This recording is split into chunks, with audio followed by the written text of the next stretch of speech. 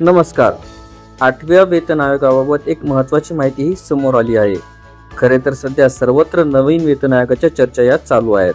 8व्या वेतन आयोगाच्या स्थापनेला 16 जानेवारी 2025 रोजी मंजुरी देण्यात आली. तेव्हापासून या नव्या वेतन आयोगाबाबत वेगवेगळ्या चर्चांना उधाण आलेलं आहे. खरं तर प्रत्येक 10 वर्षांनी नवा वेतन आयोग हा लागू होत असतो.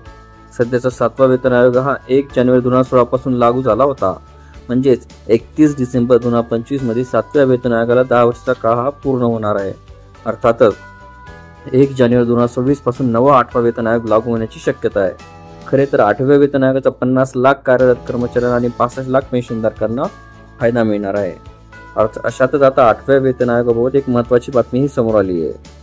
1 जानेवारी 2026 पूर्वी निवृत्त होणाऱ्या सेवानिवृत्त कर्मचाऱ्यांना 8व्या वेतन आयोगाचा लाभ मिळणार असल्याचा दावा केला जात होता. यामुळे सरकारी कर्मचाऱ्यांमध्ये मोठ्या प्रमाणात संभ्रमावस्था निर्माण झाली होती. दरम्यान आता या संदर्भात एक नवीन अपडेट हाती लागले आहे. केंद्रीय अर्थमंत्री यांनी 1 जानेवारी 2026 पूर्वी निवृत्त होणाऱ्या सरकारी कर्मचाऱ्यांना खरंच 8व्या वेतन आयोगाचा लाभ मिळणार का किंवा नाही याबाबत महत्त्वाची माहिती त्यांनी स्पष्ट केली. आता आपण निर्मला सीतारामन यांनी नेमकं काय म्हटलंय याबाबत जाणून घेणार आहोत. अर्थमंत्री यांनी राज्यसभेत 8व्या वेतन आयोगाबाबत मोठी माहिती दिली. सीतारामन यांनी पेन्शनधारकांना घाबरण्याचे काही कारण नाही असं स्पष्ट केलं. त्यांनी यावेळी म्हटले की वित्त विधेयकामध्ये केलेले बदल केवळ जुन्या नियमांच्या वैधतेसाठी आहेत. यामुळे पेन्शन लाभामध्ये कोणतीही कपात केली जाणार नाही. 7व्या वेतन आयोगाअंतर्गत सर्व पेन्शनधारकांना समान लाभ मिळाले आहेत, मग ते निवृत्त झाल्याची तारीख काहीही असो. दरम्यान 7व्या वेतन आयोगाप्रमाणेच 8व्या वेतन आयोगात सुद्धा हाच नियम हा लागू असणार आहे. 7वा वेतन आयोग प्रमाणेच 8व्या वेतन आयोगात देखील केंद्रीय सरकारी कर्मचाऱ्यांसाठी केंद्रातील सरकार हे धोरण स्वीकारणार आहे. यामुळे 1 जानेवारी 2026च्या आधी जरी सरकारी कर्मचारी निवृत्त झाले तरी सुद्धा त्यांना 8व्या वेतन आयोगाचा लाभ हा मिळतच राहणार आहे.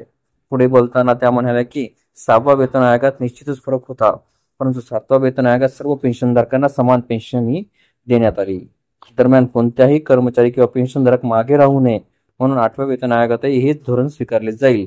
त्यामुळे गेल्या काही दिवसांपासून सोशल मीडियामध्ये 1 जानेवारी 2026च्या आधी जे कर्मचारी निवृत्त होतील त्यांना 8व्या वेतन आयोगाचा लाभ मिळणार की नाही अशा ज्या चर्चा सुरू होत्या त्या आता निरर्थक असल्याचे स्पष्ट म्हटले आहे. आपल्याला व्हिडिओ आवडले असल्यास चॅनलला नक्कीच लाईक, शेअर आणि कॉमेंट्स करायला विसरू नका. तसेच चॅनलला ऑल नोटिफिकेशन्स ऑन करून सबस्क्राईब करा, जेणेकरून व्हिडिओचे सर्व नोटिफिकेशन्स आपल्याला सर्वप्रथम मिळतील.